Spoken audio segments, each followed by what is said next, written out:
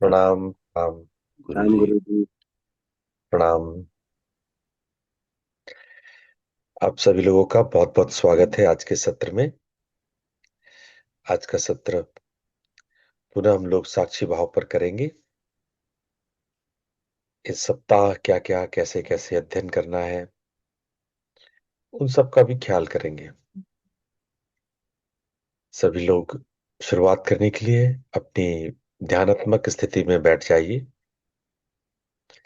रीढ़ की हड्डी सीधी कर लीजिए। हाथ को मुद्रा में और आंखें सहजता से बंद।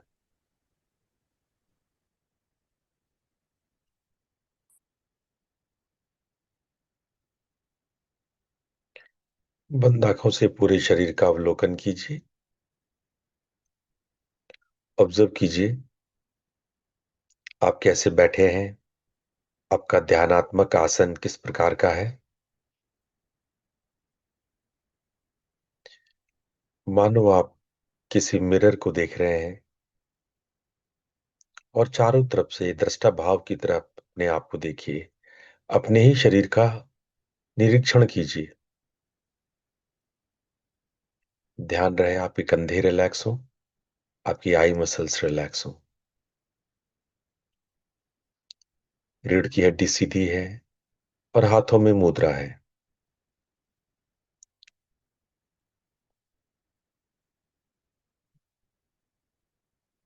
बिल्कुल स्थिर।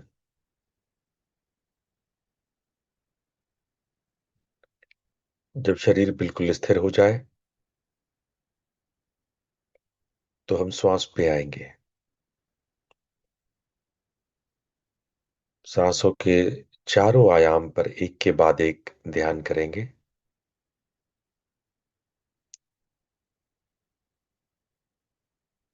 श्वास का rhythm, the speed of the breath.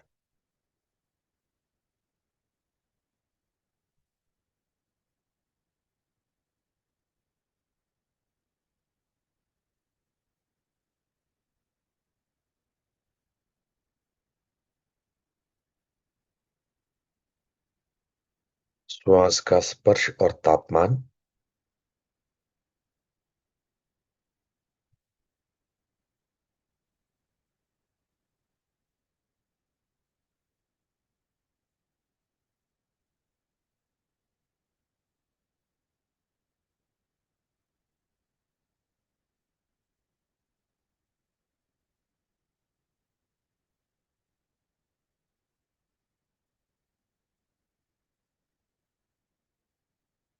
तीसरा आयाम है, जब आप श्वास लेते हैं तो आपका फेफड़ा फैलता और सिकुड़ता है। तो आप अपने छाती में, अपने पेट में उस फैलाव और सिकुड़न को महसूस कर सकते हैं। तो एक्सपेंशन एंड कॉन्ट्रैक्शन।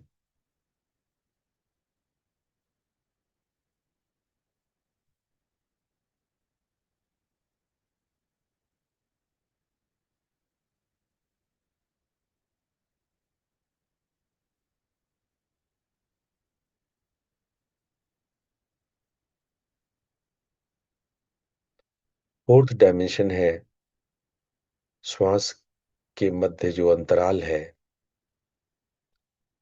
जो पॉज है, रिटेंशन है, उसके प्रति सजग बनना। स्वाभाविक श्वासांतराल।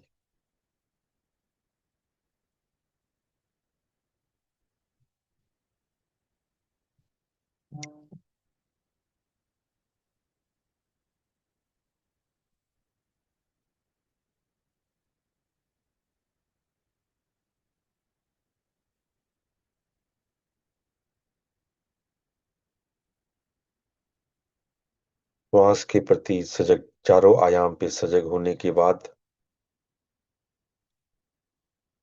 हम लोग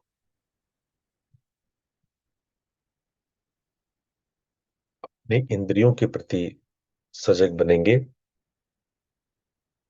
दृष्टा बनिए अपने श्वास के प्रति और अपने इंद्रियों के प्रति। सबसे पहले गंध संवेदना, आसपास होने वाले गंध के प्रति सजग बनिए, दृष्टा बनिए।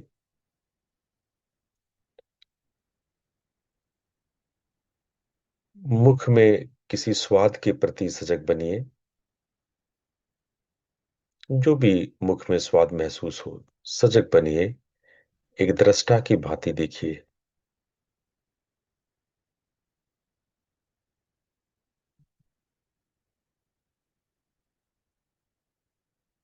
आंखों के पीछे कोई भी रंग या कोई डार्क शेड दिख रहा है, उसके प्रति सजग बनिए।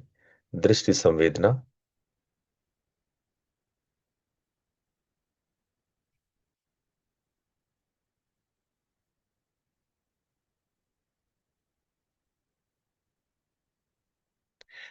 शरीर में जो स्पर्श हो रहा है, उन स्पर्श के प्रति सजग बनिए।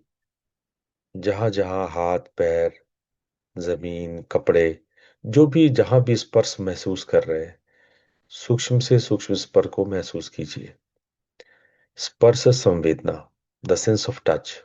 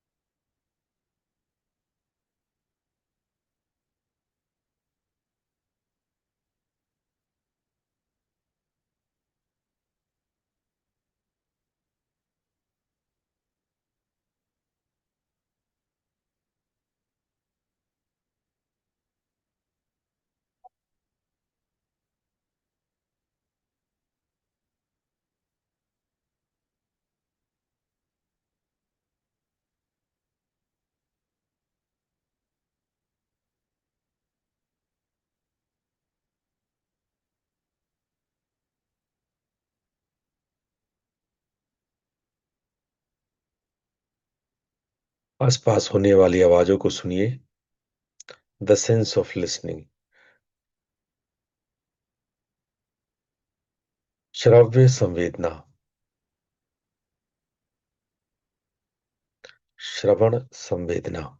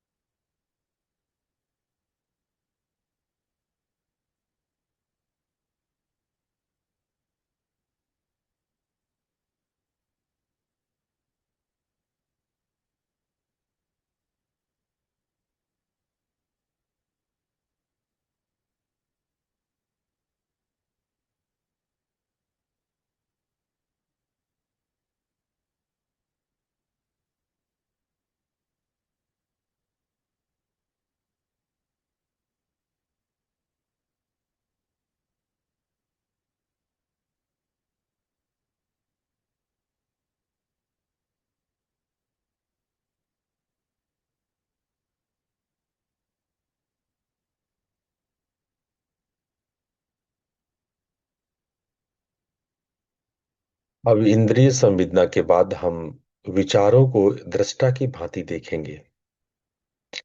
इंद्रिय के प्रति दृष्टा होने के बाद अब आने मन में होने वाले विचारों के प्रति दृष्टा बनिए।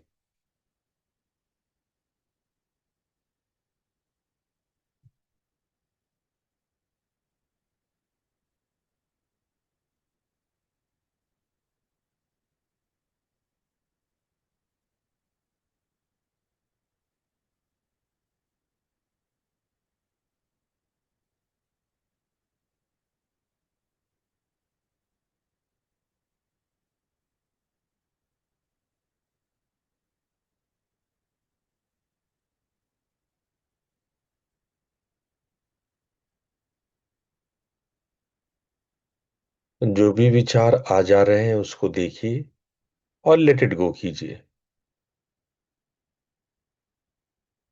जैसे आप ट्रैफिक के सामने खड़े हैं, बहुत सारे विचार आ रहे हैं जा रहे हैं, अलग अलग गाड़ियों की तरफ। आपको किसी में एंटरटेन नहीं करना, कहीं रुकना नहीं। बस आते जाते थॉट्स को देखिए।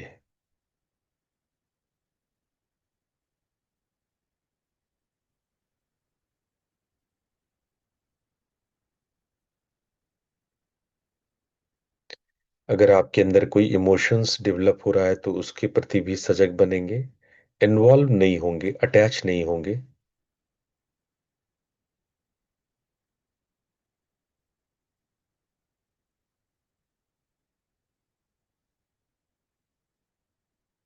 अपने भाव और विचारों के प्रति सजग बनिए, एक दृष्टा की भांति।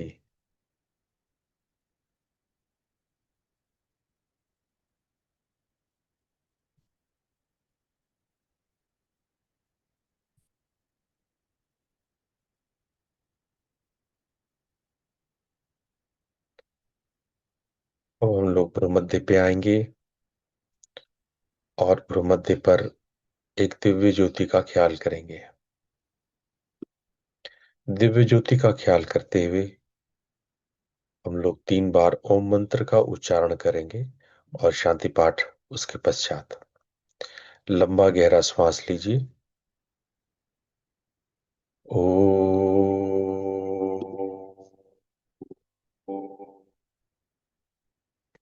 ओ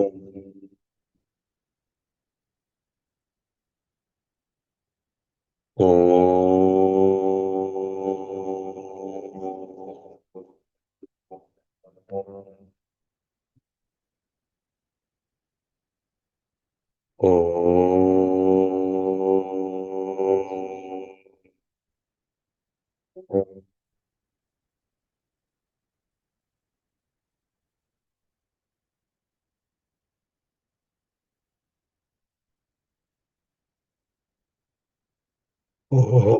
ओम असतो मा सद्गमय तमसो मा ज्योतिर्गमय मृत्युर्मामृतं गमय। ओम शांति शांति शांति। दोनों हाथों को रगड़ते हुए अपनी आंखों पे रखें और धीरे से अपनी आंखें खोल लें।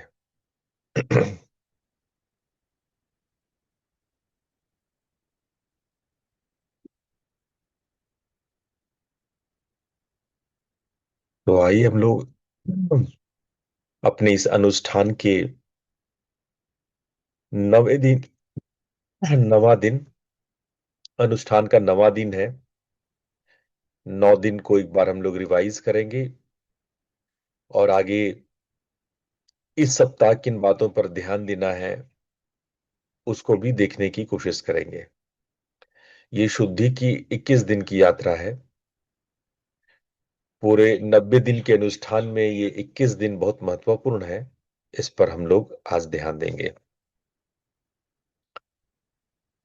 मैं टीम रितान्विशी से अनुरोध करूंगा कि भानुमति जी का बार बार मैसेज आ रहा है मेरे पास, उनको ज्वाइन करा दें और देख लें उनकी क्या समस्याएं हैं। मनीषा जी, प्रतीक जी।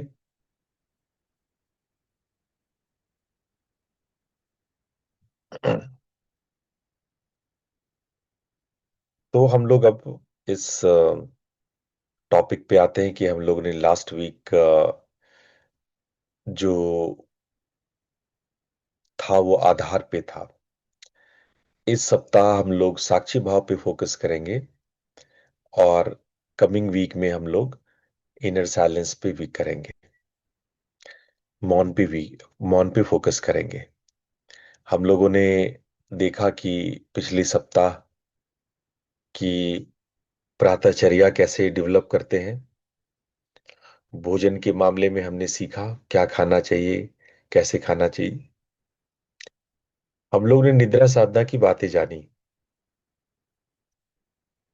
ये सारी बातें समझने के बाद हम लोगों ने लास्ट संडे में जो व्यवधान है, जो साधना के मन का फ्लिकरिंग रहना, साधना में परेशानियां आना, इन सब के बारे में भी संडे में बात की। उसके बाद कल से हम लोग साक्षी भाव के ऊपर फोकस है और इसमें तीन बेसिक चीजें हैं, आपके विचार, आपकी भावना और आपकी प्रतिक्रियाएं। इन चीजों पर हम लोग फोकस करने वाले हैं। और साक्षी भाव के विषय में कल मैंने बताया था कि आपको तादाद में है आपका दृश्य के साथ, संसार के साथ, शरीर के साथ, जो भी जहां भी आप जुड़े हैं, उस आसक्ति के पीछे जो सारा प्रॉब्लम है वो उठ के आता है आपके दुखों का कारण। जब आप कहते हैं मैं गुस्से में हूं, मुझे दुख है, मैं डरा हुआ हूं, जब ये मैं की भावना आप लाते हैं, तो वहां से दुख धीरे धीरे धीरे आपके भीतर जकड़ता जाता है। वहीं जब आप ये कहते हैं कि मेरे भीतर गुस्सा आ रहा है, मेरे मन को गुस्सा आ रहा है, मैं अपने क्रोध से प्रभावित हो रहा हूं, अगर ऐसे स्टेटमेंट देंगे तो देखिए कि पूरा का पूरा सिनेरियो चेंज हो जाएगा।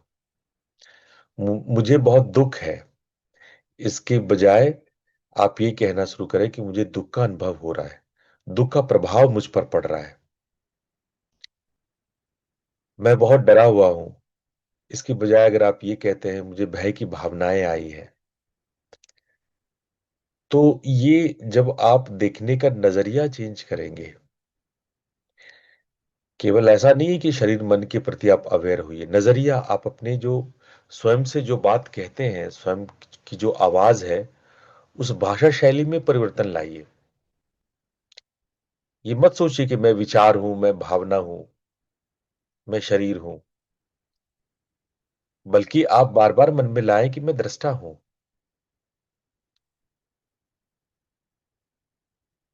और जब आप ऐसा करेंगे तो जो प्रकृति, जो आपकी प्रतिक्रिया, जो आप रिएक्ट करते हो तुरंत और बहुत तीव्रता से, उसमें आपको अंतराल मिलेगा, उसमें आपको टाइम मिलेगा रेस्पॉन्ड करने का। मैंने आपको सूत्र दिया है, do not react but respond. आपको रिएक्ट नहीं, रेस्पॉन्ड करना है। इस विषय में भी हम परसों आपको लेक्चर करेंगे। आप अपने भावनाओं के प्रति साक्षी होइए। उसके लिए एक टेक्निक है जिसको रेन कहते हैं। रेन मतलब बारिश, रेन टेक्निक। रेन का जो फुल फॉर्म है वो है R for recognise, A for allow, I for investigate and N for non identify, अनासक्ति। अब आर जो रिकग्नाइज है वो कहता है कि आप पहचानिए। सबसे पहले, सबसे पहले आप अपने भीतर के क्रोध, भय, दुख, चिंता, ईर्ष्या, हिंसा, घृणा, जो भी भाव आ रहा है उसको पहचानिए। उसको रोक करके अपने भीतर ये बात कहिए, नोटिस कीजिए। आप बोलिए भीतर अपने, अभी मेरे भीतर क्रोध हो रहा है, अभी मेरे भीतर भय हो रहा है, अभी मेरे भीतर दुख हो रहा है, अभी मेरे भीतर हिंसा करने का भाव आ रहा है, मेरे अंदर चिंता हो रही है, मेरे अंदर घृणा हो रही है। ये आप पहले इसको नोटिस करें, अपने आप को कहें ये बात। और उसको दबाने की, उससे भागने की जरूरत नहीं है, ये आ सकता है। उसको स्वीकार कीजिए। ए फॉर अलाउ, जो भी है उसको स्वीकार कीजिए। स्वीकार करने से ही आपकी आधी से ज्यादा समस्या सॉल्व हो जाती है। आप नहीं स्वीकार करते हैं, उसके प्रति जो आपका विरोध है, आप उसको सुनना समझना नहीं चाहते हैं, उसका दमन कर देते हैं, उसको सप्रेस कर देते हैं, और यही ज्यादा विकृत होकर के आपको परेशान करता है। तो ठीक है, मैं भयभीत हूं, कोई बात नहीं, मुझे गुस्सा आ रहा है, मैं क्रोधित, मेरे भीतर जो क्रोध उत्पन्न हो रहा है, मेरा क्रोध फैलता जा रहा है, मेरे क्रोध के कारण जो है मेरी आंखें लाल पीली हो रही है, इसको स्वीकार करो। लेकिन इसके साथ आइडेंटिफाई मत करो। देखो क्या क्या होता है, क्रोध आता है तो क्या होता है? क्या आपकी आंखें लाल हो जाती है? क्या आपके हाथ पैर कांपने लगते हैं? क्या क्या होता है क्रोध को वॉच कीजिए, देखिए। इसको कहते हैं इन्वेस्टिगेट, आई फॉर इन्वेस्टिगेट। मेरे शरीर में कहां महसूस हो रहा है? छाती में, पेट में, गले में? ऑब्जर्व करें, कोई जज निर्णय मत लें, बस ऑब्जर्व करें। मैं भयभीत होता हूं तो मुझे कहां पे परेशानी होती है? मेरे कान के पास का ठंडा हो जाता है? बहुत सारे डिफरेंट डिफरेंट मजेदार मजेदार बॉडी चेंजेस होते हैं। मेरे श्वास में क्या परिवर्तन आता है, क्या चेंजेस होता है? मेरी सांस तेज हो जाती है, धीमी हो जाती है, उथली हो जाती है, गहरी हो जाती है? इन्वेस्टिगेट करें। ये सारे एक्सेप्टेंस और इन्वेस्टिगेशन में आपको अनासक्त रहना है, डिटैच्ड रहना है, नॉन आइडेंटिफाई। यानी मैं भावना नहीं हूं, ये एक तरंग है, ये आएगी जाएगी। आप साक्षी हैं, भावना दृश्य है। जो भी क्रोध, डर, ये सब आ रहा है, उसको आप दृश्य बनाइए और आप स्वयं को स्पेक्टेटर बना दीजिए, साक्षी बना दीजिए, ऑब्जर्वर बना दीजिए। इसी को हम लोग कहते हैं रेन फॉर्मूला। तो ये रेन टेक्निक अगर आप अपनाएंगे तो आप अपने भीतर साक्षी भाव को विकसित कर सकते हैं। तो आप जब भी आपके अंदर जो भाव है, अगर ये भाव आ रहा है तो आप बहुत अपने आप को थैंकफुल करें। चाहे हिंसा का, क्रोध का, घृणा का, पॉजिटिव या नेगेटिव कोई भी भाव आ रहा है, विज्ञान भैरव तंत्र कहता है ये सारे मौके हैं परमात्मा को पाने के। चाहे नेगेटिव कंस्ट्रक्टिव हो, चाहे डिस्ट्रक्टिव हो, चाहे पॉजिटिव हो, कुछ इससे कोई फर्क नहीं पड़ता। भावनाएं आ रही हैं, कुछ हो रहा है, इसका मतलब कि आप ध्यान को उपलब्ध हो सकते हैं, आप भैरव पद प्राप्त कर सकते हैं, आप शिव को उपलब्ध हो सकते हैं। कोई कुछ भी भावना, कोई भी भावना, तंत्र जो है वो नेगेटिव पॉजिटिव में डिफरेंस नहीं करता है। आपकी कोई भी भावना आपको परमात्मा तक ले जा सकती है। आपको क्या करना है? सबसे पहले नामाकरण तकनीक। विचार आए तो मन में कहे कि ये योजना बनाने वाला विचार है, ये चिंता बनाने वाला विचार है, ये पास्ट का, अतीत का विचार है। जैसे ही आप उसको लेबलिंग करते हैं, उसका नामाकरण करते हैं, उसको नोटिस करते हैं, तो आप एक डिस्टेंस क्रिएट कर लेते हैं, एक अनासक्ति क्रिएट कर लेते हैं। या तो ट्रैफिक का, या तो आकाश बादल का, ये दोनों ही एग्जाम्पल अच्छे हैं। आप कल्पना करें कि विचार जो है आकाश में बादल है और आप आकाश हैं। बादल आते हैं जाते हैं, आकाश कभी नहीं बदलता। आप इसको ट्रैफिक से भी कर सकते हैं। आप खड़े होकर के ट्रैफिक देख रहे हैं, गाड़ियों की तरह विचार, भावनाएं, छोटी गाड़ियां हैं, छोटे विचार हैं तो छोटी गाड़ियां हैं, बड़े और गंभीर विचार है तो बस और ट्रक की तरह है। वो उस तरह से भी आप कर सकते हैं। या समुद्र की लहरों की तरह भी, समुद्र और समुद्र की लहरों की तरह भी आप भावना कर सकते हैं। तो उसको एक उदाहरण, एक दृश्य दीजिए। नामकरण के बाद दृश्यांकन कीजिए। फिर थर्ड है 10 सेकंड का नियम। कोई भी थॉट आए, आप 5 बार श्वास लीजिए और लेने और छोड़ने में गिनती गिनी, यानी 10 की गिनती। सांस लिया 1, श्वास छोड़ा 2, सांस लिया 3, श्वास छोड़ा 2, 4, ऐसे करके हर लेने छोड़ने को लंबा गहरा श्वास लीजिए, छोड़िए और 10 गिनिए। ये जो आप 10 सेकंड रुकेंगे तो फिर देखेंगे कि जो भावना की तीव्रता है कम हो जाती है। कई बार तो लोग कुंभक कर लेते हैं, अगर बहुत स्ट्रांग भावना है तो कुंभक कर लेते हैं। इसलिए नहीं कि भावना को भगा दें, दबा दें, उससे स्कैटर्ड हो जाए, नहीं। केवल अनासक्ति भाव को डेवलप करने के लिए, डिटैचमेंट डेवलप करने के लिए। भावना को एक्सेप्ट करना है, पर डिटैच होकर के एक्सेप्ट करना है। आप उसको आने दें, पर डिटैच होकर के आने दें। चाहे आप नामकरण तकनीक लगाएं या दृश्यांकन तकनीक लगाएं, लेकिन जब आप थोड़ा समय देते हैं आपको, 10 सेकेंड 15 सेकेंड का, तो आपको समय मिल जाता है अपने आप को डिटैच करने का। फिर चौथा है स्ट्रीम लॉगिंग। जो बार बार थॉट्स आते हैं उसको आप अपने डायरी में लिखिए। उसको, उसका पैटर्न देखिए। हो सकता है हर दूसरे दिन क्रोध आता हो, हर तीसरे दिन क्रोध आता हो। कौन सा विचार, कौन सी भावनाएं आपको ज्यादा प्रभावित करती है, वो डायरी में लिखिए। इसी को सेल्फ अवेयरनेस कहते हैं। और पांचवा टेक्निक है, हर बार जब मन भटके, भावनाएं आप पर हावी हो, आप बार बार श्वास पर वापिस आए, बैक टू योर ब्रेथ। कोई निर्णय नहीं, कोई जल्दबाजी मत करें निर्णय लेने में। सही गलत, ये करना है, ये नहीं करना है, ऐसा करना है, कोई कस्में और रिजोल्यूशंस मत लीजिए। लेकिन आप बार बार श्वास पे आए। जितनी बार आप श्वास पे आएंगे आप डिटैच होंगे। आप सोचिए कि जितनी बार आप श्वास पे बैक हो रहे हैं उतना आप सक्सेस है। हर वापसी एक सक्सेस है।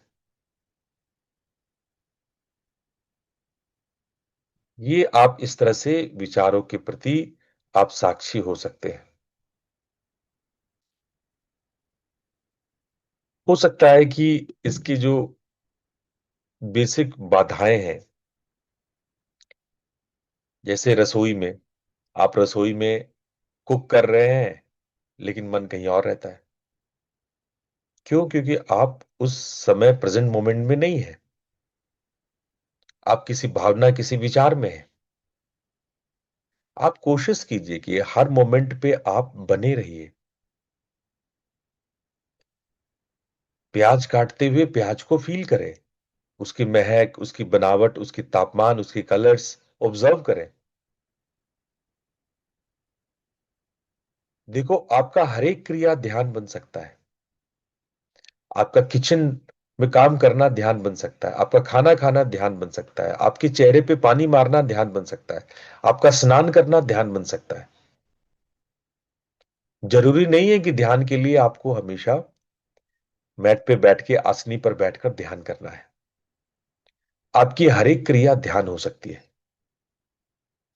अब परिवार में किसी पर गुस्सा आ रहा है, किसी को, है ना, बहुत क्रोध उठ रहा है, तो तुरंत रेन फार्मूला अपनाएं। रेन फार्मूला क्या, अभी मैंने बताया ना आपको, रेन फार्मूला। रेन फार्मूला है recognise, allow, investigate and non identify. लिख लो आप लोग इसको, ये रेन फार्मूला लिख लो आप लोग।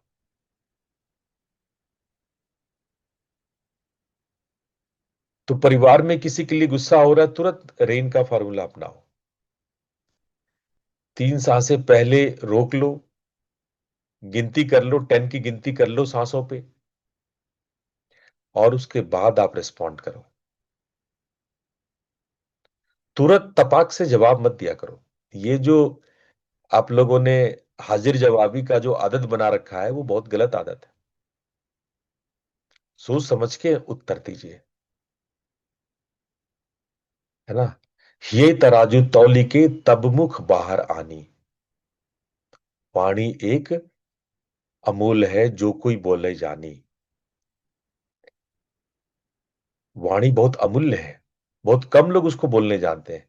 आपको क्या लगता है कि आपको मुख मिल गया है तो कुछ भी बोलिए? बहुत कम लोग। ये तराजू तौली के तब मुख बाहर आनी। हृदय के तराजू में उसको तौल लीजिए, तब उसको बाहर लाइए।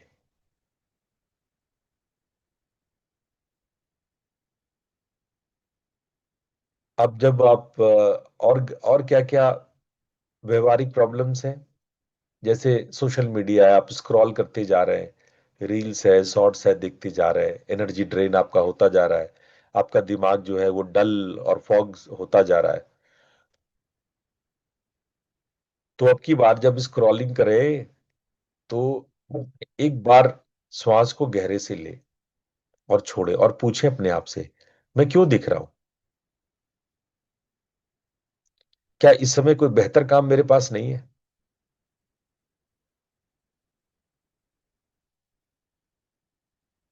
आप कोशिश करें कि ये जो मोबाइल की जो एडिक्शन है आपको, हर बार मोबाइल पकड़े तो उस ये बात ख्याल रखें, क्या मोबाइल को स्पर्श करना आवश्यक है? कोशिश करें जब उसकी जरूरत ना हो मोबाइल से दूर रहें, पॉकेट में ना रखें मोबाइल। बहुत लोग मोबाइल लेते हैं तो ध्यान रखते हैं कि इसको पॉकेट में रख सकें। मैंने एक काम किया था, मैंने जब एप्पल का मोबाइल लिया तो एप्पल के मोबाइल में जो बिग साइज वाला आता है ना, जो प्लस, पॉकेट में नहीं रख सकती, ये बिग साइज वाला है ना। मैं जानता हूं कि लोग पसंद करते हैं ऐसा, जो बड़े आराम से पॉकेट में बहुत आराम से इसको कहीं भी रख लें, ले जाएं, ले आए। मैंने जानबूझ के बड़ा बिग साइज वाला सेलेक्ट करता हूं कि पॉकेट में आए ही नहीं, इसको ले जाना ले आना झंझट रहे, दूरी रखे इसको। ये अद्भुत चीज है जो आपके जीवन को बर्बाद करने के लिए बनाया गया है। इसके लाभ से ज्यादा इसके नुकसान है। ऑफिस में आपका काम का प्रेशर होता है, तनाव होता है, बेचैनी होती है ना। तो हर घंटे आप 1 मिनट, जैसे 9 बजता है, 10 बजता है, 11 बजता है, जब सुई 12 मतलब टाइम पूरा 9 या 10 11 पे जाती है, यानी मिनट वाली सुई 12 पे जाती है, तो चेयर पर बैठ करके अपने श्वास को वॉच करो। लंबा गहरा 10 बार गिनती करो, श्वास लिया छोड़ा, 1 2, फिर लिया छोड़ा, 3 4। ये प्रैक्टिस करो। पॉज लो थोड़ा सा। कितना? 10 सेकंड लगेगा, 20 सेकंड लगेगा, 25 सेकंड लगेगा। कुछ चीजों को, जैसा मैंने पहले कहा था, चिपका लो। जैसे हर बार मेल भेजने से पहले आपको 3 बार, या कोई मैसेज करना है, व्हाट्सएप मैसेज करना है, तो पहले 3 बार सांस लेना है, उसके बाद व्हाट्सएप मैसेज करना है। ईमेल करना है तो 3 बार पहले सांस, गहरा सांस लेना है। ये सब आदतें चिपका लो बुरी आदतों के साथ। जो आपकी बुरी आदत है ना, जैसे मैं कह रहा था सिगरेट, जिसको सिगरेट पीने की आदत है, चिपका लो कपालभाति उसके ऊपर। सिगरेट करेंगे तो कपालभाति करेंगे 3 मिनट का। तो बुरी आदतों के साथ जो भी आदतें आपको तनाव बेचैन करती है, उसके साथ चिपका लो ये सारी चीजें।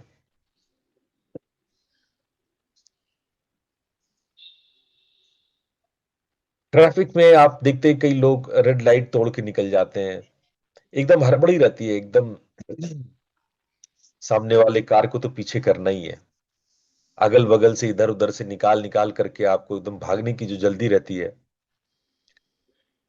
कई लोगों को देख के लगता है कि इसको घर भागने की जल्दी नहीं है, यमलोक जाने की जल्दी है। कई लोगों को देख के ऐसे ही लगता है जैसे वो गाड़ी चलाते।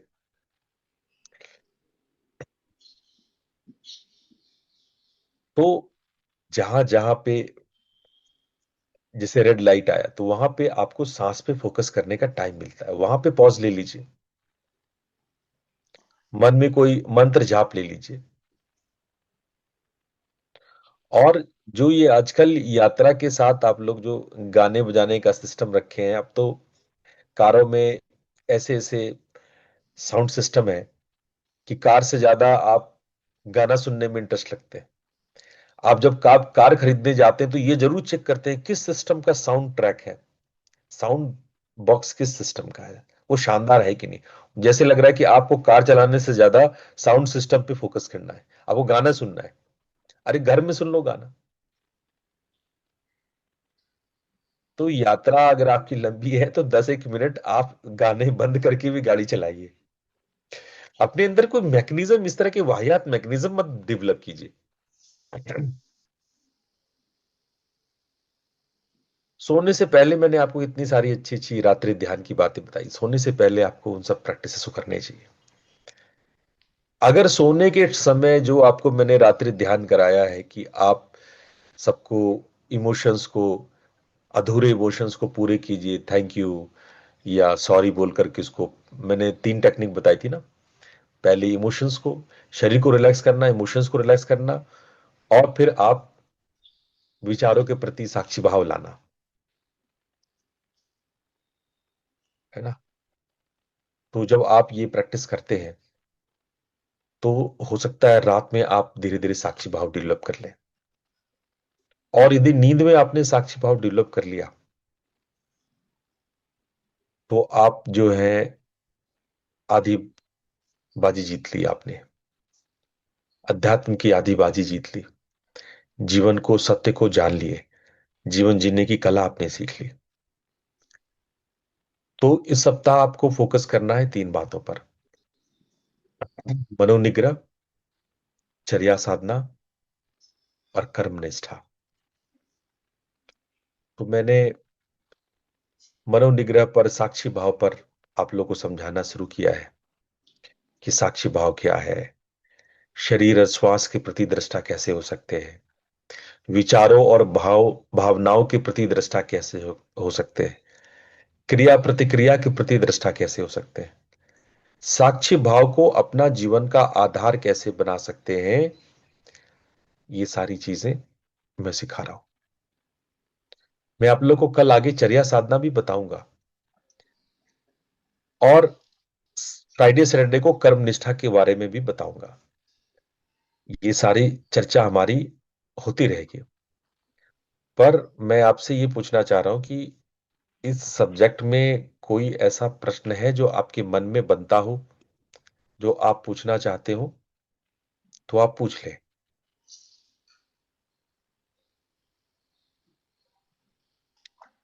किसी के मन में कोई भी सवाल उठता हो तो आप पूछ लें। कोई सवाल नहीं है किसी के मन में? सब लोग को साक्षी भाव ठीक ठीक से समझ में आ रहा है? गुरुजी, साक्षी भाव को ही मैं थोड़ा सा ज्यादा डिटेल में समझना चाह रही थी, और आप इसको हाँ बहुत हाँ। अच्छे से बता रहे हैं। और अगर थोड़ा सा जो रेन आपने बताया है, इसको एक बार और थोड़ा सा अगर आप एक्सप्लेन और कर सकते हैं। किस चीज को? रेन जो प्रोसेस है, साक्षी भाव जी। बिल्कुल बिल्कुल। रेन में बताऊंगा। रेन, आर फॉर, जब आप किसी चीज को रिव्यू, रिकॉग्नाइज करते हैं। 1 मिनट, मैं दूसरा पीपीटी खोलता हूं फिर। 1 मिनट।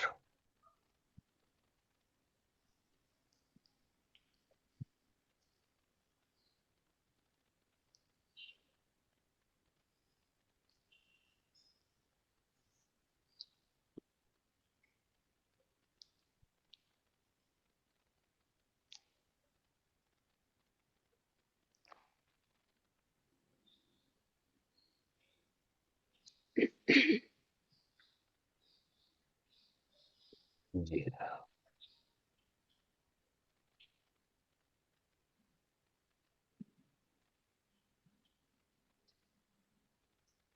रेन को,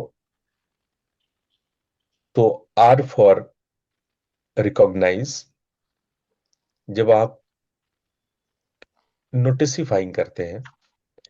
वैसे आप लास्ट टाइम हमारे प्रोग्राम में आई थी, जो हमने बसंत पंचमी के प्रोग्राम किया था, तो प्रवीण जी आप उसमें आई थी, राइट? जी जी जी। तो आपको याद हो कि हमने एक वॉकिंग कराया था, noticing, walking with noticing, walking meditation, याद है? हाँ जी। किसको याद है? एक मैंने वॉकिंग मेडिटेशन कराया था, आप लोग को याद हो? मैंने, आप लोग चल रहे थे, श्रीवास्तव जी आप बताएं, लोग भूल रहे हैं वॉकिंग जी मेडिटेशन जिस पे मैंने वॉक कराया था सबको। जी जी गुरु जी। तो उसमें जरा था, जी बताएं। मुझे जी हाँ मुझे उसमें हम याद है पूरी आपको। सजगता से। आप बोलिए सोनी जी, आप बोलिए। नहीं नहीं, आप बताइए। मतलब मुझे याद है जो वॉकिंग मेडिटेशन कराया था, हर चीज हम्म। पे नोटिस करना, साउंड्स को लेके, और किसी चीज पे प्रतिक्रिया नहीं करनी है, सिर्फ ऑब्जर्व करना है चीजों को कि हमारे साथ हमारे सराउंडिंग में क्या हो रहा उसमें है। एक चीज जो सबसे महत्वपूर्ण था प्रवीण जी, वो ये था कि मेरा लेफ्ट पैर उठ रहा है, अब मेरा राइट पैर चल रहा है। मैंने दोनों हाथ को पीछे बंधवा दिया था और जी क्या किया था, जी। पहले लेफ्ट लेग, फिर राइट लेग हो रहा है, फिर राइट लेग, लेफ्ट लेग हो रहा है, फिर राइट लेग हो रहा है, फिर लेफ्ट लेग हो रहा है, फिर राइट लेग हो रहा है। हमें अपने दिमाग को ये नोटिस करना था कि देख भाई, अब मेरा लेफ्ट लेग मूव कर रहा है, अब मेरा हम्म। राइट लेग मूव कर रहा है। इस मेडिटेशन का कोर पॉइंट क्या था? कोर पॉइंट था कि आप नोटिस दे रहे हैं ब्रेन को, how to learn the awareness, how to learn the दृष्टा भाव, हाउ टू। हम अपने भीतर दृष्टा भाव को विकसित करने के लिए हमने जो पहली टेक्निक अपनाई थी, जो हम लोगों ने वहां एक प्रैक्टिकली सीखने की कोशिश की थी, वो था नोटिसिंग। जी। आप ये लाइन क्रिएट कर रहे हैं अपने मन में कि मेरा दायां पैर उठ रहा है, अब मेरा बायां पैर उठ रहा है। हम्म। आप जब ये स्टेटमेंट, ये साइन, ये लाइन बनाते हैं, ये स्टेटमेंट क्रिएट करते हैं कि अब मेरा दायां पैर उठ रहा है, अब मेरा बायां पैर उठ रहा है, that is G. What the R of the rain. Hmm. कि आपने एक स्टेटमेंट क्रिएट किया, आपने बनाया, आप मन से बस जान मत लीजिए, बस ठीक है, हाँ ठीक है, मुझे क्रोध आ रहा है, मतलब ये एक जानकारी मात्र आपके लिए, जस्ट एक इंफॉर्मेशन नहीं होना चाहिए। आप प्रॉपर एक लाइन कंस्ट्रक्ट कीजिए जो व्याकरण से सही हो, जो ग्रामेटिकली सही हो। इजआरएम का ख्याल रखिए, या हिंदी में कर रहे हैं तो उसका व्याकरण सही होना चाहिए। एक पूरा पूरा एक स्टेटमेंट क्रिएट कीजिए कि अभी मेरे भीतर क्रोध हो रहा है। हम्म। ये पूरा वर्ड बाय वर्ड एक एक शब्द आप बनाइए। और जब उस शब्द को, उसको नोटिसिंग कहते हैं, नोटिस कहते हैं, आप वो नोटिस दिए अपने आप को, ये नोटिस क्रिएट किया आपने। जैसे ऑफिस में हम लोग, जो बॉस है वो नोटिस भिजवाते हैं, नोटिस छपवाते हैं, नोटिस लगवाते हैं, जी। ठीक है, ताकि कर्मचारी उसको देख सके कि हाँ भाई बोर्ड पे नोटिस लगा है। तो वैसे ही आप नोटिसिंग कीजिए, that is what the are is. तो गुरुदेव जी, जैसे हम लोग बनाए हैं, उनको नोटिस किया, क्योंकि समहाउ ये होता है कि हम लोगों ने, जैसे आपने बताया कि हमने चीज को, सिचुएशन को रिकॉग्नाइज भी कर लिया और उसको स्वीकृति भी दी कि उसको अपने साथ हमने होने दिया, कि उसको अलग ही साक्षी भाव रखा। और लेकिन सम टाइम क्या होता है कि जैसे मैं सारी चीज खुद से लिंक नहीं कर रही हूँ, लेकिन हमारे सराउंडिंग में भी हम लोग ये चीज कर सकते हैं। जैसे कई बार कोई भाव पे हम प्रतिक्रिया नहीं दे रहे हैं, मीन्स उसको हम सिर्फ कहते हैं ना कि आपको कोई पीड़ा अगर हो रही, जैसे महसूस हो रहा है, वो प्रॉब्लम हमें कहाँ हो रही है, लेकिन हम अगर अपनी बात नहीं कर पाते हैं या हम उस चीज को अपने अंदर करते हैं, तो बहुत सारे हमारे फिजिकल, जैसे कि कहते हैं कि आप अपने मनोभावों को अगर प्रकट नहीं कर पाते हैं, नहीं बोल पाते हैं, तो उस चीज में और इस चीज में कितना अंतर है कि आपका जो जो अ, अ, जैसे हार्ट का प्रॉब्लम ठीक है, हो मैं जाना, समझ रहा हूं आपकी थायराइड का हो आपकी जी जी। मैं आपके प्रश्न को समझ गया। आप ये कहना चाहते हैं कि हम जो भावनाओं की अभिव्यक्ति करते हैं, हम, ये एक अच्छा सवाल है, it's actually very good question, और बहुत आपने ठीक ही प्रश्न किया। बहुत लोग इससे जी पीड़ित होते हैं, और जी। कई बार मेरे सामने ये प्रश्न लोग पूछते भी हैं। जी प्रश्न, सब लोग इसको ठीक से समझो, ये प्रश्न सबकी जिंदगी में कहीं ना कहीं असर करती है। दो तरह की धारणाएं हैं। प्रवीण जी आपके सामने दो तरह की धारणाएं रखी। जी। एक धारणा है कि हम, मेरे अंदर रोना आ रहा है, और बहुत सारे भाव उमड़ घुमड़ रहे हैं। तो क्या हमें फिर रोना चाहिए, उस भाव को फ्लश आउट करना चाहिए, उस भाव के भंगिमा में उतरना चाहिए? अगर मान लो आपके अंदर रोना आ रहा है, क्रोध आ रहा है, आपके अंदर चिड़चिड़ापन हो रहा है, कोई भी कसमसाहट हो रही है, कोई भी कसमकस हो रही है, अगर आप उसको अपने अंदर दबा के रखते हैं तो आपको हार्ट की बीमारी हो सकती है। डॉक्टर्स कहते हैं कि थोड़ा अगर रोना आ रहा है तो रो ही लो। अगर आप अपने आप को बार बार सप्रेस करोगे, अपनी भावनाओं को दबाओगे, तो वो भावनाएं तरह तरह की विकृतियों के साथ बाहर निकलेगी। तो हमें अपनी भावनाओं जी। को एज इट इज एक्सप्रेस करना चाहिए, उसको दबा के नहीं रखना चाहिए। कितने लोग मेरी इस बात से सहमत हैं? ये एक वन ऑफ द धारणा ये है। अब मैं आप लोग से पूछ रहा हूं, कितने लोग मेरी इस ये स्टेटमेंट, ये बात कहना है कि सहमत है? कल्पना जी ने तो हाथ उठा दिया कि हाँ भाई सहमत नमस्ते गुरु जी। है। अर्पण मूर्ति, है ना, और Bhanumati, Sangeeta, all are okay with it. ठीक है। और इंदु जी भी कह रही हैं कि बिल्कुल अपने अंदर की जो भावनाएं हैं उसको एक्सप्रेस करना चाहिए। फिर आज हमने एक स्टेटमेंट दिया कि उसको रोको, कुछ कुछ समय, 10 की गिनती में रोको।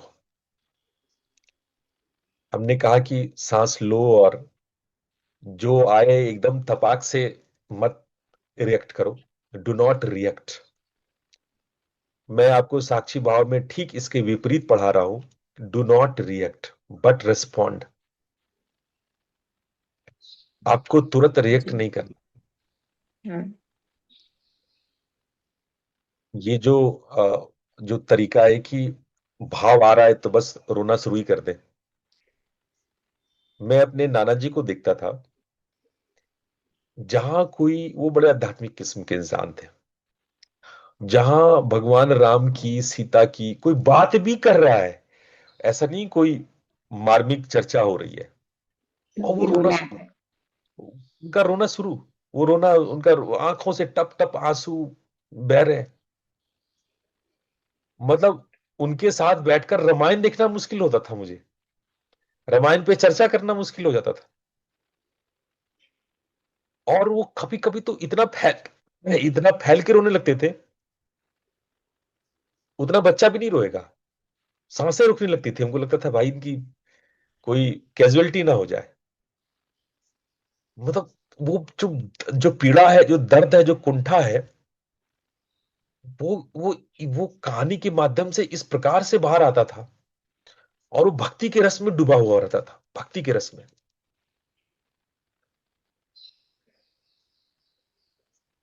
और मैं उस वक्त बहुत यंग था, तो मेरे अंदर भक्ति पर बहुत सारे सवाल उठते थे कि ये रियल भक्ति है, इसको हम भक्ति कहेंगे नहीं कहेंगे? क्या भावनाओं का प्रदर्शन होना चाहिए? क्या भावनाएं जो है इस प्रकार से भक्त को प्रदर्शित करनी चाहिए? क्या रोना परमात्मा और भक्त के बीच में प्राइवेट नहीं होनी चाहिए? It's not a private relationship between भगवान एंड यू। जो लोग रोना धोना भजन कीर्तन में मचाते हैं,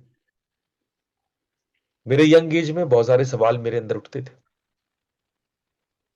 कि क्या सही है, क्या उचित तरीका है, क्या भावनाओं के कलर में कलर हो जाना चाहिए?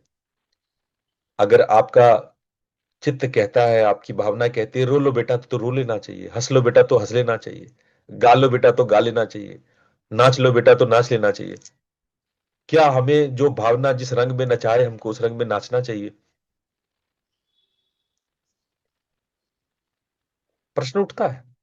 आपको इस प्रश्न पर विचार करना चाहिए, सबको विचार करना चाहिए। ये बहुत बहुत गूढ़ प्रश्न है, और ज्यादातर लोग इस पर विचार ही नहीं करते। कम से कम हमें जीवन, आर्ट ऑफ लिविंग तो मालूम होना चाहिए कि जीवन जीने का तरीका क्या है। What is the best way to live. क्या वास्तव में हमें अपनी भावनाओं को एज इट इज एक्सप्रेस करना चाहिए। जो भावनाएं आए, और खासकर वो भावनाएं जिससे दूसरों का आपके लिए सहानुभूति हो जाए। कई बार मैं देखता हूं कि लोग अपना रोगों, डिजीज का रोना शुरू कर देते हैं। मिलने जाओ उनसे तो मुझे ये बीमारी लग गई, वो बीमारी लग गई, अपने दुखों को बढ़ा चढ़ा करके, कि अगला जो है सहानुभूति से भर जाए, और अगला जो है प्यार से बोलने लगे, नहीं बेटा कोई बात नहीं, नहीं भाई कोई बात नहीं, नहीं बहन कोई बात नहीं, जो भी है। अगले को सहानुभूति में लाने के लिए, स्वयं को पीड़ित, दयनीय साबित करने के लिए जो आप अनेकानेक भंगिमाएं क्रिएट करते हैं, और नाम लगता है कि नहीं वो तो भीतर से आ रहा है, वो आपका रोना धोना भी शुरू हो जाता है। कुछ लोगों के आंसू तो आंख में इस प्रकार से छिपे हुए और तैयार रहते हैं, उतना तैयार पाकिस्तान में छुपे हुए आतंकवादी भी नहीं है जो सरहद में इंतजार करते हैं कि घुसपैठ कर ले। उतने घुसपैठिए भी सतर्क सजग नहीं रहते हैं जितना कुछ लोगों के आंखों के पीछे आंसू रहते हैं। कोई मौका मिला नहीं कि कूद के बाहर आ गए। कहां छुपाए थे भाई इतने आंसू। जितने आंसू आप दिन भर में निकाल लेते हो, उतने गिलास पानी भी पीते हो। अगर उतना पानी पियोगे तो पेट खराब नहीं होगा, स्वस्थ रहोगे। तो ये जो भावनाएं हैं, ये हमेशा मेरे अंदर एक प्रश्न चिन्ह पैदा करता था कि भावनाएं आपकी निजी संपत्ति है, या ये संपत्ति का प्रदर्शन नहीं करना चाहिए। ये प्रदर्शनी, ये एग्जीबिशन का विषय है। भावनाएं एग्जीबिशन का विषय है, या ये आपकी निजी संपत्ति है।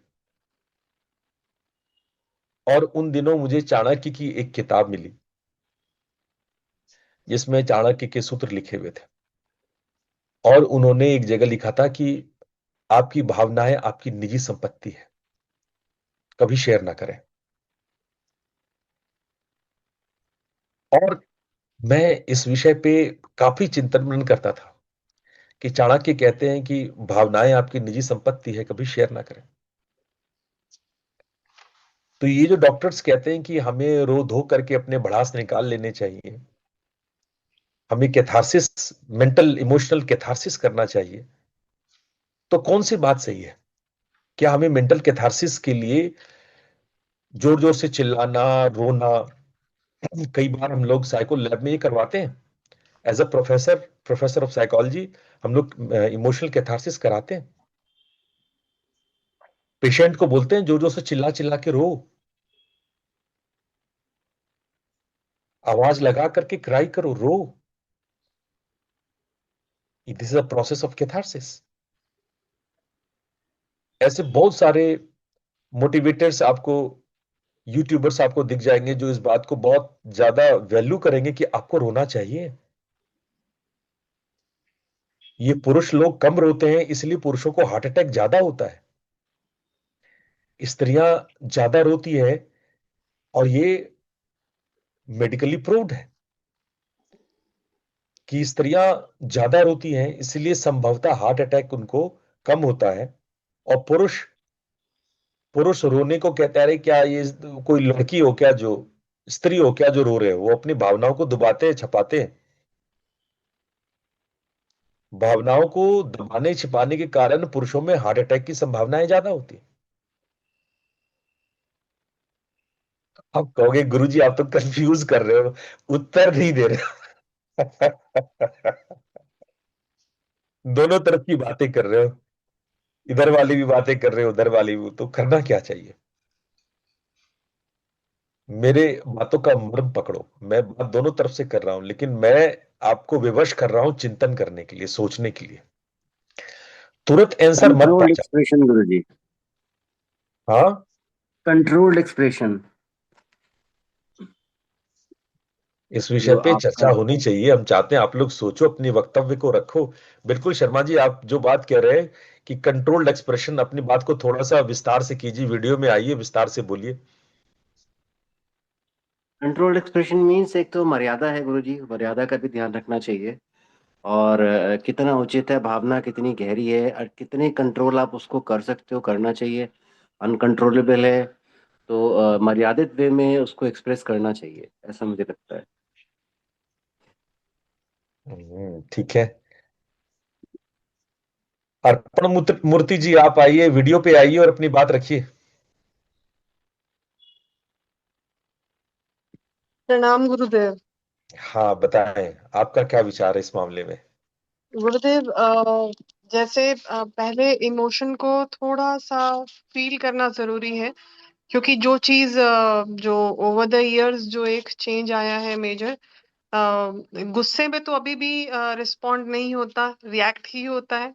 लेकिन बाकी इमोशंस में थोड़ा सा टाइम लेके अगर थॉट प्रोसेस को थोड़ा उसमें डाला जाए तो वो इमोशन को एक तरीके से उसको आगे जैसे आपने एक बताया था कि क्रोध को भी जो है वो इस प्रकार से नहीं लेना कि वो सिर्फ डिस्ट्रक्टिव ही है, तो उसको कंस्ट्रक्टिव कैसे लेकर जाना है, तो वहां पर थोड़ा सा उस इमोशन को पॉजिटिव भी नहीं जा। नहीं, आप इस पे आंसर करो ना कि हमें अपने भाव को भंगिमा में लाना चाहिए, उसको एक्सप्रेस करना चाहिए।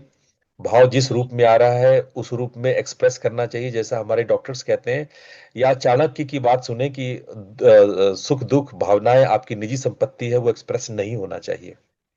गुरुदेव, दुख तो लगता है कि अपनी संपत्ति है, उसको नहीं एक्सप्रेस किया जाए तो बेटर है।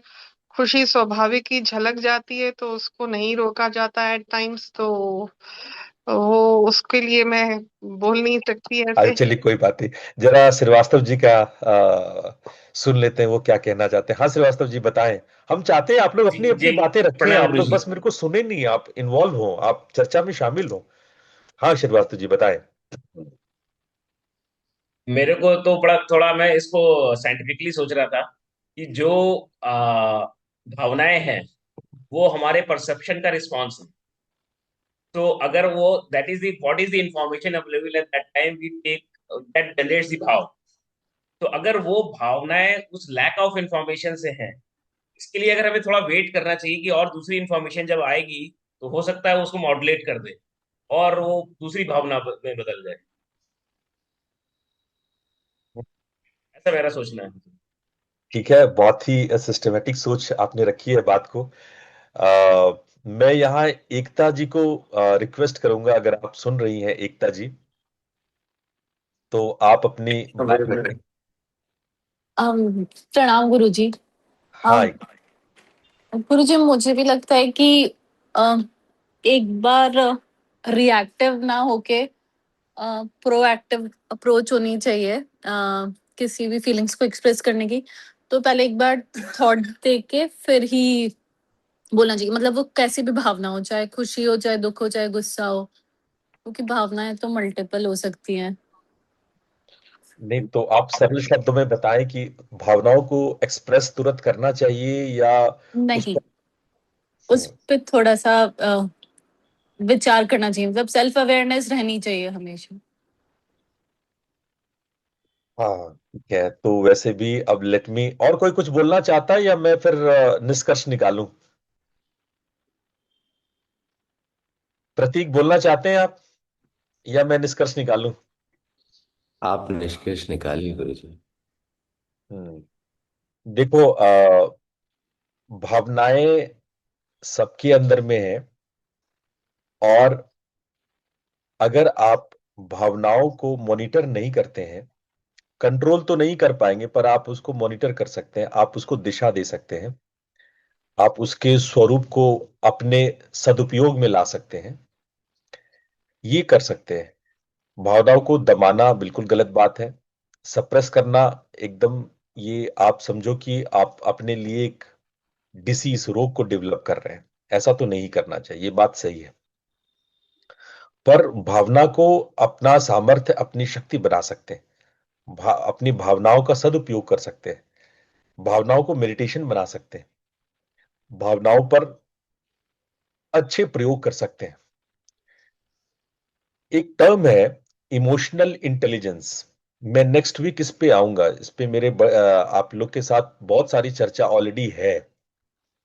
उसमें एक टर्म है इमोशनल इंटेलिजेंस। अगर आपकी भावनाएं आपकी इंटेलिजेंस के निरीक्षण में नहीं है, आपके विवेक के निरीक्षण में नहीं है, आपके विवेक की इंस्पेक्शन में नहीं है, और भावनाएं अगर फ्री फ्लो हो रही है, यानी वो जिस रूप में है उसी रूप में भंगिमा बना रही है, इसी रूप में बाहर आ रही है, तो मेरा सुझाव है कि रैदर ये गलत प्रोसेस है। ये आपको समाज में, परिवार में, आपके स्वास्थ्य में, आपके मन को, आपके शरीर को हानि पहुंचाने वाला है। इसके मल्टी डायमेंशनल प्रॉब्लम्स डेवलप हो सकते हैं। इसलिए भावनाओं पर नजर रखना, भावनाओं पर कंट्रोल तो नहीं कर सकते आप, ना उसको आप दबा सकते हैं, ना दबाना चाहिए, बल्कि उसको निरीक्षण में रखना चाहिए, उसको सर्वेलेंस पे रखना चाहिए, उसको ऑब्जर्वेशन पे रखना चाहिए। और जैसा मैंने ये टेक्निक बताया, अगर कुछ श्वास अपनी भावनाओं को अभिव्यक्त करने से पहले, मैनिफेस्ट करने से पहले 10 सांस रुक जाएं आप, 5 ब्रीदिंग यानी लेना छोड़ना मिला के 10 की गिनती आप रुक जाएं, तो उसके बाद आप ये पूछें, यहां पर मैं कौन हूं, मैं क्या कर रहा हूं, मुझे क्या करना चाहिए। यहां पे आप विद्यार्थी हैं, आप रामायण के दर्शक हैं। मैं नाना जी को बोलता था, नाना जी 3 क्वेश्चन पूछिए अपने आप से, आप कौन हैं। यहां पे आप रामायण के दर्शक हैं, आपको क्या करना चाहिए। रामायण का सीन देखना चाहिए। आप कर क्या रहे हैं, आप रो रहे हैं। मैंने जो बात नाना जी को बताई थी, मैं वो बात आप लोग से भी कह रहा हूं। जब ये 10 सांस आप लें तो आप पूछें कि यहां मैं कौन हूं, यहां मेरी भूमिका क्या है।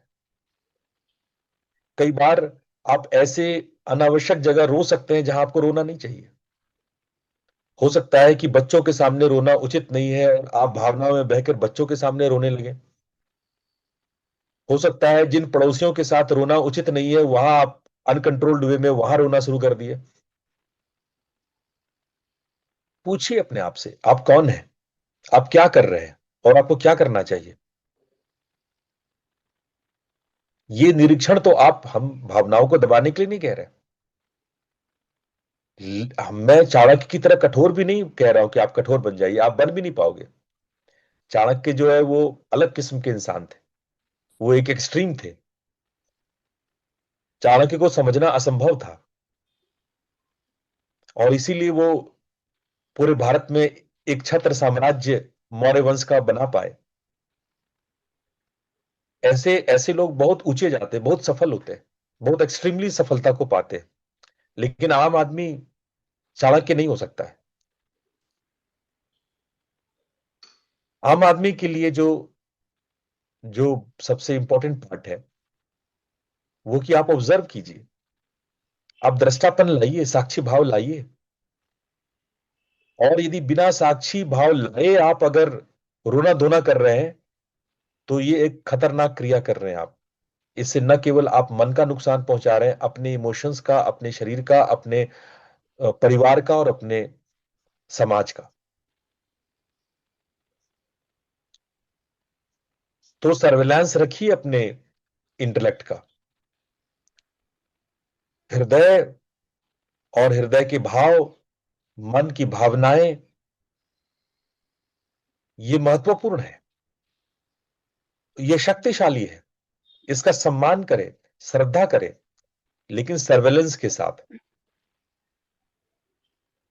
ऑब्जर्वेशन के साथ, दृष्टा भाव के साथ। अगर आप अपनी भावनाओं में दृष्टा भाव को खो देते हैं, साक्षी भाव को खो देते हैं, तो मैं आपको निश्चित रूप से कह रहा हूं कि आप आगामी किसी संकट को आमंत्रित दे रहे हैं।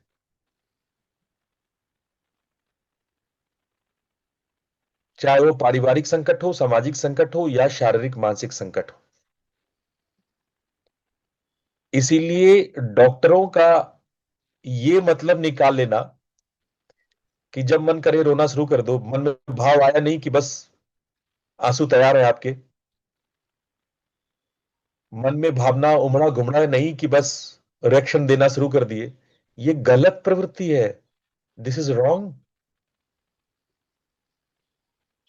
ना डॉक्टर ऐसा कहते हैं, ना डॉक्टरों को आपने ठीक से समझा है।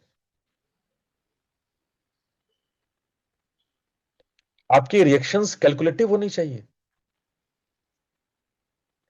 आपकी रिएक्शंस नहीं रेस्पॉन्ड होना चाहिए। अगर आपको लगता है कि आप रिएक्शन करके उचित कर रहे हैं, तो सबसे पहले आप अपने साथ ही अनुचित कर रहे हैं। दूसरों के साथ बाद में क्या होगा नहीं होगा, अपना ही नुकसान कर रहे हैं आप। तो रिएक्शन देना बंद कीजिए। आपका जो भी भावनाओं की अभिव्यक्ति है, भावनाओं की जो भंगिमा है, वो इंटेलेक्ट के सर्वेलेंस में ही हो,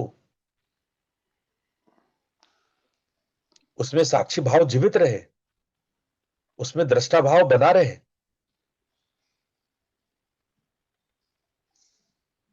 फिर आप कहोगे कि गुरुजी फिर वो कैसे आएगा, वो पूरा निकलेगा कैसे? मतलब अगर हम अपने बुद्धि के नजर में रहेंगे तो पूरी भक्ति कहां से निकल के आएगी? ऐसी अंधभक्ति नहीं चाहिए भाई, ऐसी अंधभक्ति की आवश्यकता नहीं। ऐसे ऐसे भक्त लोग बहुत जल्दी गलत रास्ते पे निकल पड़ते हैं। बुद्धि के सर्वेलेंस को मत खोइए। आपकी चेतना का ये तटस्थ लक्षण है। विवेक बुद्धि आपकी चेतना का तटस्थ लक्षण है, इसको मत खोइए, इससे मत चूकिए। इससे चुकेंगे तो आप नीचे गिरेंगे। इसीलिए मैं भावना को रोकने के लिए नहीं कह रहा, लेकिन उसमें बुद्धि का सर्वेलेंस लगाइए, बुद्धि को दृष्टा भाव बनने दीजिए, साक्षी भाव आने दीजिए। आप रोइए, मगर बुद्धि को बने रखिए, बनाए रखिए। आपको यह पता रहे कि आप रो रहे हैं। आप होश में रोइए, आप बेहोश होकर मत रोइए। बस सिर्फ मैं इतना ही कह रहा हूं। पर मजेदार बात तो यह है कि कुछ लोग ऐसा करते हैं, वो बेहोश होके नहीं रोते हैं, बहुत लोग एक्टिंग करके रोते हैं। बहुत लोग जो है ना इतने चालाक और समझदार होते हैं कि जो बात मैं आप लोग को सिखा रहा हूं वो पहले से सीखे रहते हैं, लेकिन वो उसका नेगेटिव पक्ष लेते हैं कि मेरे रोने के एक्टिंग करने से न जाने कितने लोग पर क्या क्या प्रभाव पड़ जाएगा। वो उनका मन उससे छल कर रहा होता है, आपसे ही छल कर रहा होता है। कई कई बार तो आपको लगता ही नहीं है कि आपका मन जो है वो इस कुचाल में आपको सेट कर दिया है कि आप उन उन जगह पे रोते हैं जहां जहां आपको फायदा मिलने वाला हो, जहां जहां आपको सहानुभूति मिलना हो, जहां जहां आपको सिंपैथी मिलना हो। वहां आपका मन आपको इस तरह से डिजाइन कर देता है कि आप वहां वहां रोने लगते हैं। फॉर एग्जाम्पल, इसको कहते हैं hypocrisy, that is known as hypocrisy. Hypocrite नाम का एक दार्शनिक हुआ, उन्होंने इस रहस्य को ढूंढा कि मन तो बड़ा चालाक है भाई, ये रोने के लिए नहीं रो रहा है, ये एक्चुअली दिखाने के लिए रो रहा है। रोने के लिए रोता तो आदमी बाथरूम बंद करके रो लिया होता, कोने में चुपचाप से, किसी को पता भी नहीं लगता, रो लेता। लेकिन जब सबके सामने रोया जा रहा है, तो ये सबके सामने रोना रोना नहीं होता है। सबके सामने जो रोना होता है उसको कहते हैं हिपोक्रेसी। आप एक दिखावटी रोना रो रहे हो, इसके पीछे आपके कुछ षड्यंत्र है, इसके पीछे मन में कुछ घोर अंदर अंदर चल रहा है, चाहे आपको पता हो या ना पता हो।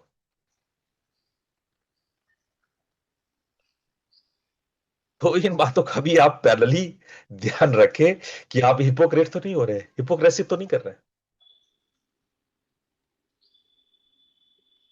आपका रोना रियल तब है जब आप बुद्धि के साथ, बुद्धि के सर्वेलेंस के साथ, साक्षी भाव के साथ आप अभिव्यक्त करते हैं।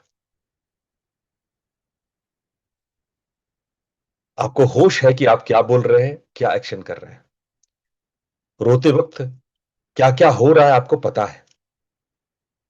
अगर ये सारी चीज, आपका रोना अपने आपे में हो रहा है, अपने आप से बाहर मत जाइए, अपने बुद्धि से बाहर मत जाइए, अपने साक्षी भाव से बाहर मत जाइए, आपको पता है कि आप रो रहे हैं।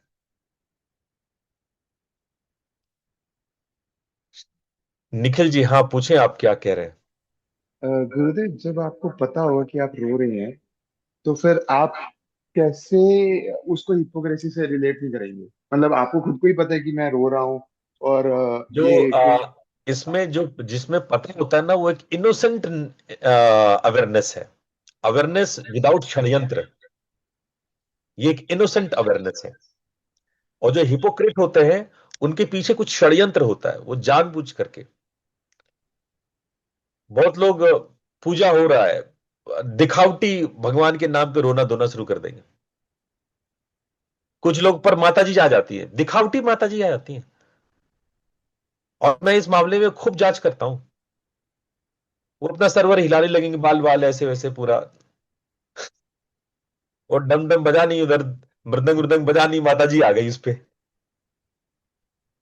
ये जो माता जी आ जाती है, ये जो आप सो कॉल्ड भावनाओं की अभिव्यक्ति करते हैं, ये जो माता जी के आने का जो घटना है, मैं खुद इस मामले में पर्यवेक्षक रहा हूं, मेरी रिसर्च रहे इस पे। 90% केस जो था वो हिपोक्रेट्स थे, हिपोक्रेसी थी। बहुएं अपने दमन के कारण, जब सास अपनी बहुओं को इतना दबा दे, इतना कुचल दे, रगड़ दे, तो बहुओं पे माताजी आ जाती हैं। अस्वाभाविक भी, आना भी चाहिए। अब भाई दबी कुचली बहुएं जो पति से भी कुट रही हैं और सास ससुर से भी गालियां सुन रही हैं, तो ऐसी दबी कुचली महिलाएं अगर वो उन पर माताजी, सो कॉल्ड माताजी आ जाती है तो ये साइकोलॉजिकल ही है। ठीक है। और मैंने खासकर देखा है कि हिस्टीरिया के पेशेंट पे माताजी आती है। जो वेमेन को, जो औरतों के अंदर में हिस्टीरिया है, हिस्टीरिया नामक बीमारी है, उनको माताजी आती है। और मन के किसी गहरे चेतना में यह बात मालूम होता है कि ऐसा करने से उनको अमुक अमुक लाभ मिलने वाला है। अरे जब माताजी आ रही है तब तो रेस्पेक्ट हो ही जाता है ना। तब तो अच्छे अच्छे लोग, उसका पति भी आके पैर छू रहा है कि माताजी आ गई है बेचारी में तो ये तो एक अच्छा मेथड है। हम तो सलाह देते हैं कि अगर आपके पति, आपके सास ससुर हंगामा मचाए हुए, आप दबी कुचली महिला है, तो आप जो है ऐसी हिपोक्रेसी कर सक, अपनी भावनाओं को माता जी के नाम पे अभिव्यक्त कर सकती है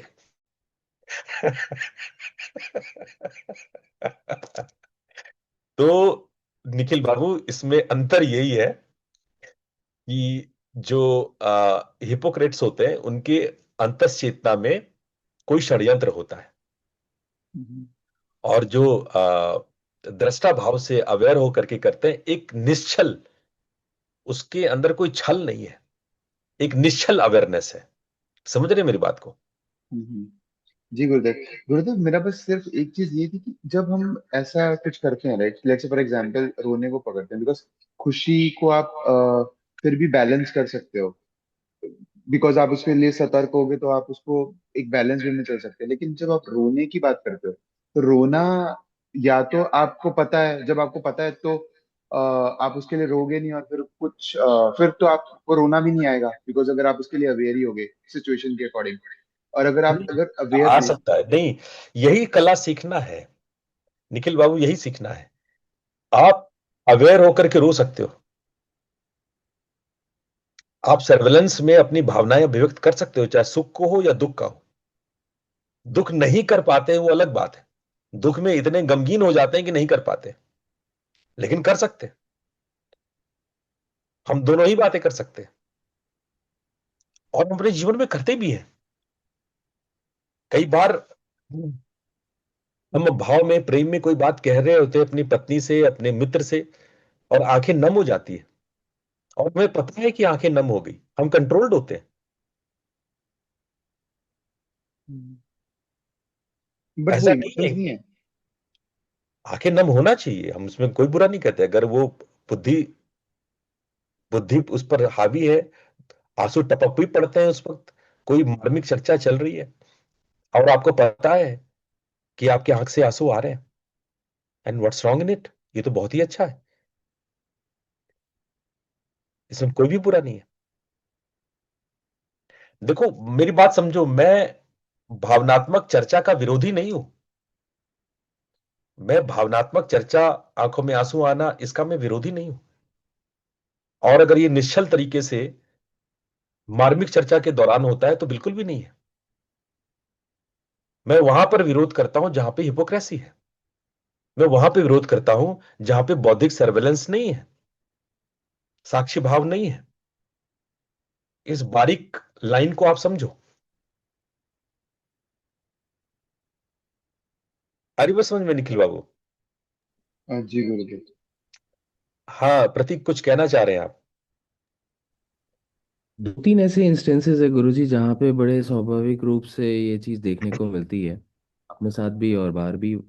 जैसे कोई अवार्ड शोज वगैरह होते हैं, उसके अंदर जब लोग अवार्ड लेने आते हैं तो उनकी आंखें थोड़ी सी नम होती है। हम कोई करुणामय कार्य करते हैं, सेवा का कार्य करते हैं, और सामने वाले का जब चेहरा या उनकी कृतज्ञता देखते हैं तो आंखें नम हो जाती है। कोई सामने देखो बैठा हमारा होता है, देखो वो ये उदार। हम अभी वही बात कह रहे हैं जो मैंने अभी भी कही कि आंखें नम होना गलत नहीं है, प्रतीक ये उचित है। मतलब हम भावना के विरोध में नहीं है, भावनाएं होना, वैसे मौके होना जहां आपने अथक मेहनत किया था और आज आपको सम्मान मिल रहा है उसका, तो आंखें नम होना ये बहुत स्वाभाविक और उचित है। बस हम सिर्फ इतना कह रहे हैं कि ये रोना षड्यंत्रकारी रोना नहीं, ये हिपोक्रेसी नहीं होनी चाहिए।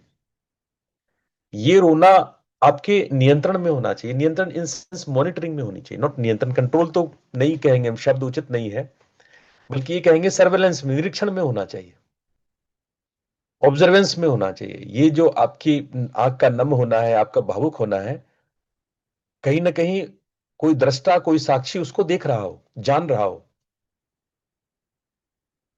कोई भी बात को अभिव्यक्त करने जब आप भावुक हो रहे हैं तो और ध्यान दें, सांस पे फोकस करें, हर बात को बोलने से पहले 10 सेकंड रुकिए।